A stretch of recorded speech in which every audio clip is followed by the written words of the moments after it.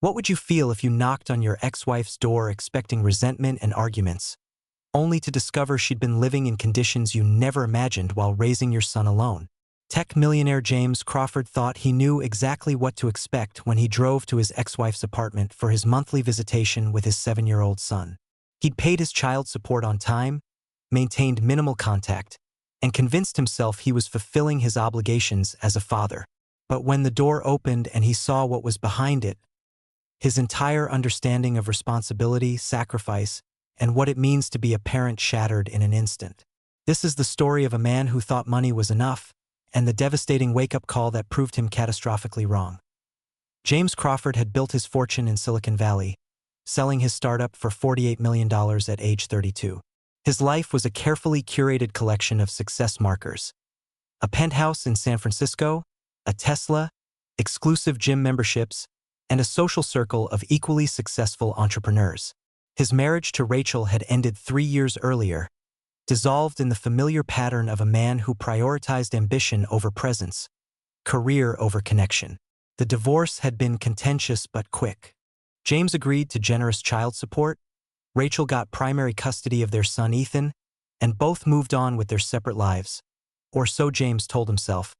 He visited Ethan once a month, the minimum required by their custody agreement.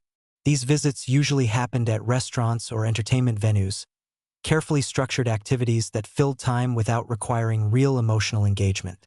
James would arrive in his expensive car, take Ethan somewhere fun, buy him whatever he wanted, and return him to Rachel's apartment without ever going inside or having meaningful conversations about how they were really doing.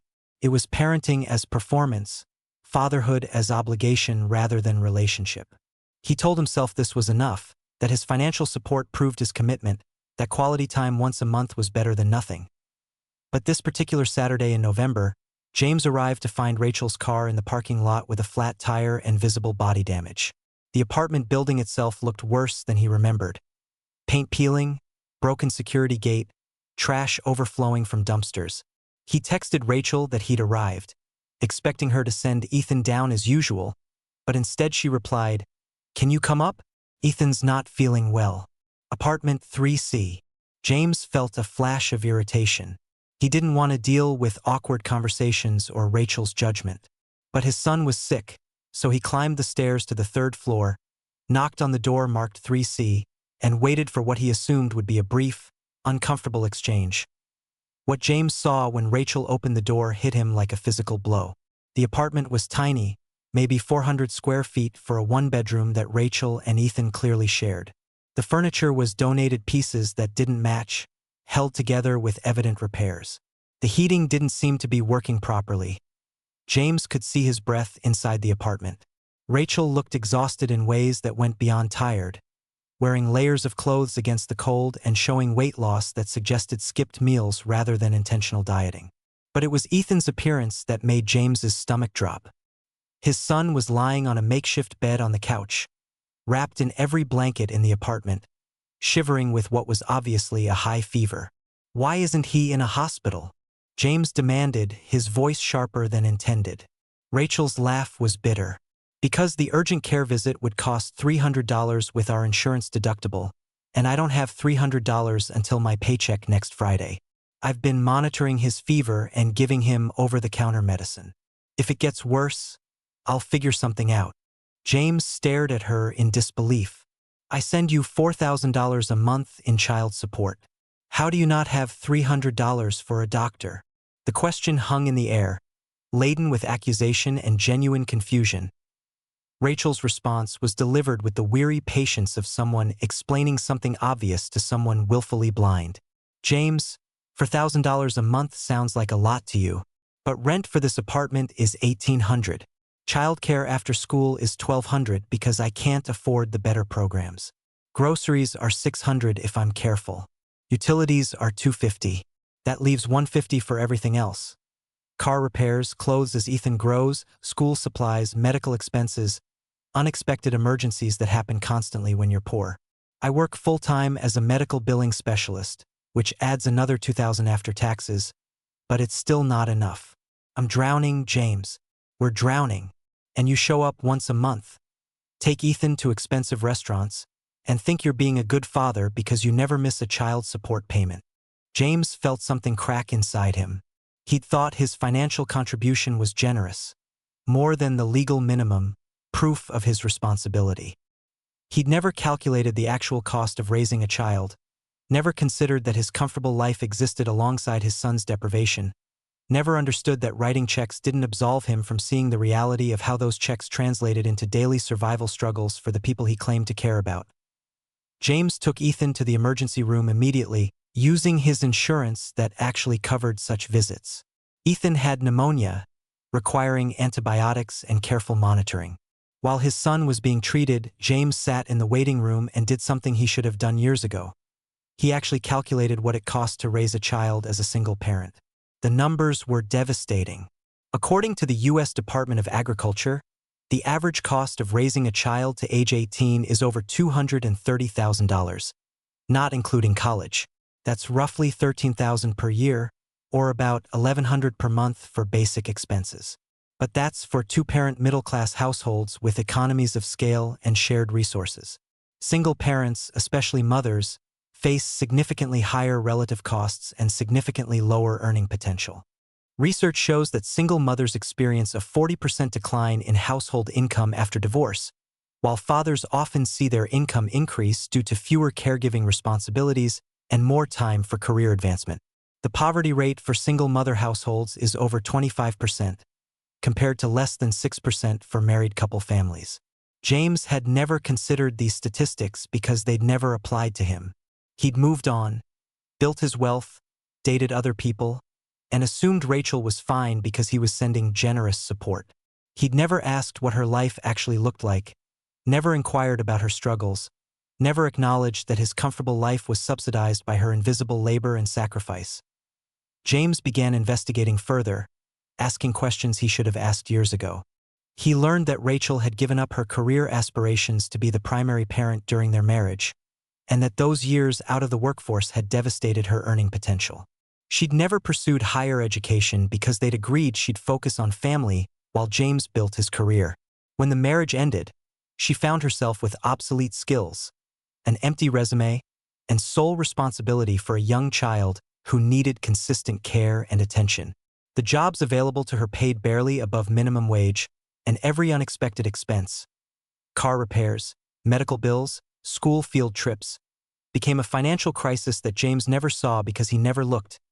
That night, after bringing Ethan home with prescription antibiotics and stern instructions for follow-up care, James sat in Rachel's freezing apartment and said words he should have said years ago.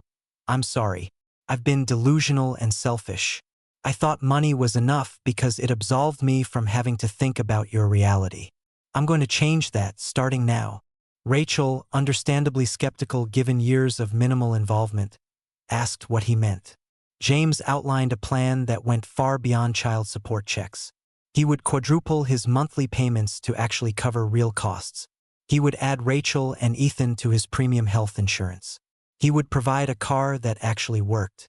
He would help Rachel pursue education or career training if she wanted it, covering childcare and expenses so she could invest in her future. And most importantly, he would be present, not once a month for performative outings, but consistently, reliably, as an actual co-parent who shared the invisible labor of raising a child. But James did something even more important. He used his platform and resources to address the systemic issues he'd finally seen.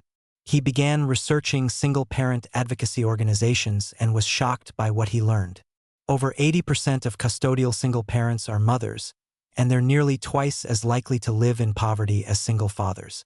Child support, even when paid consistently, covers less than 20% of the actual costs of raising children.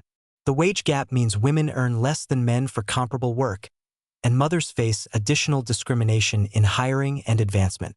The social safety net designed to help struggling families has been systematically dismantled through decades of policy changes that prioritize punishment over support. James donated substantial funds to organizations providing support services for single parents, including emergency assistance funds, job training programs, and affordable childcare initiatives. He lobbied his network of wealthy entrepreneurs to examine their own situations, to actually calculate what their ex-partners were dealing with, and to step up in ways that went beyond minimum legal obligations. He wrote an essay for a major publication titled, "I Was a Deadbeat Dad Who Paid Child Support," describing his wake-up call and challenging other affluent absent fathers to confront the gap between their comfortable lives and their children's reality. The essay went viral, sparking thousands of conversations about what parental responsibility actually means. The transformation wasn't immediate or easy.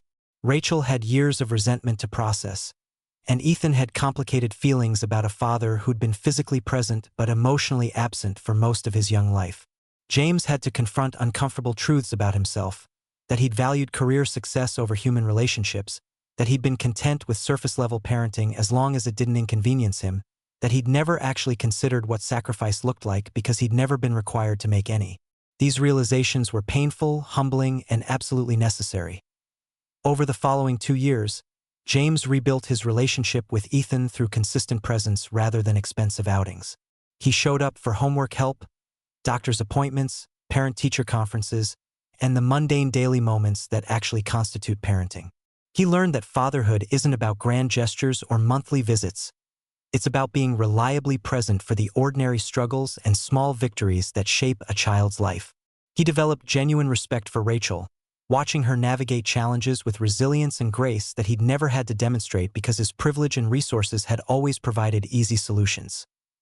Rachel, with financial stability and support, was able to return to school and eventually launched a successful career in healthcare administration. Not because James rescued her, but because she'd always had the intelligence and capability. She just needed the resources and support to access opportunities that had been blocked by single-parenthood poverty.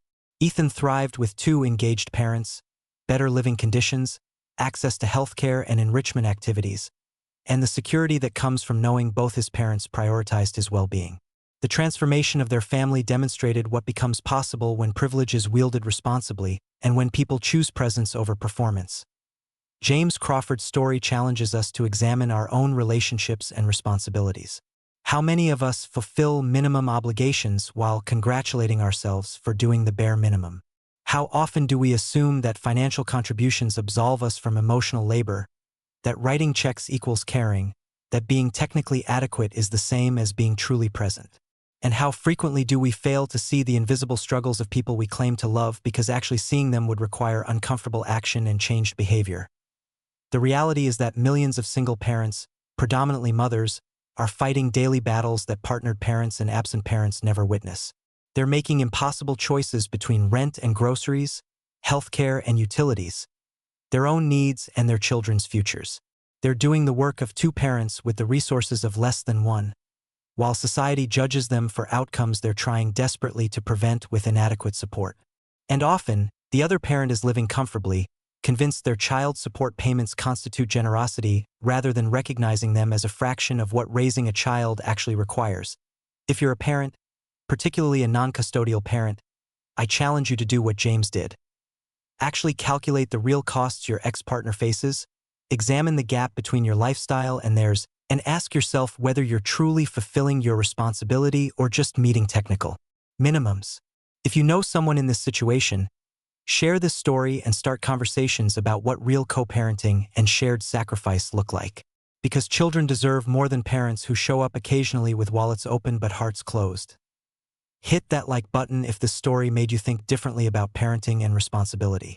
Subscribe for more content that challenges us to examine our assumptions and do better. Comment below about your own experiences with co-parenting, child support, or what this story brought up for you. And remember, being a good parent isn't about how much you provide financially. It's about whether you're willing to see the full reality of your child's life and show up for it, even when it's inconvenient, uncomfortable, or requires you to change everything about how you've been operating.